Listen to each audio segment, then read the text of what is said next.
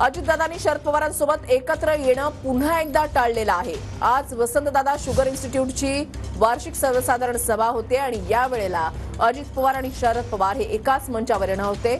मात्र आता पुन्हा एकदा अजित पवारांनी शरद पवारांसोबत एकाच व्यासपीठावर येणं टाळलेलं आहे। सर्वसाधारण सभेनिमित्त अजितदादा आणि शरद पवार हे एकत्र येणार होते।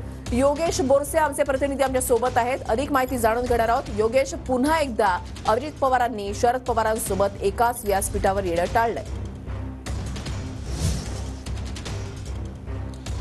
वृषाली, वसंतदादा शुगर इन्स्टिट्यूटची आज 47वी वार्षिक सर्वसाधारण सभा आहे आणि या सभेला शरद पवारांसह इतर नेते उपस्थित असतात, ज्यामध्ये अजित पवार, जयंत पाटील, दिलीप वळसे पाटील, हर्षवर्धन पाटील, राजेश टोपे हे मान्यवर सुद्धा या वार्षिक सर्वसाधारण सभेला उपस्थित असतात। आणि या सर्वसाधारण सभेच्या माध्यमातून राज्यामध्ये जे ऊस उत्पादक शेतकरी आहेत त्यासोबतच इतर सहकारी आणि खाजगी साखर कारखाने आहेत त्यांचा सत्कार या ठिकाणी केला जातो।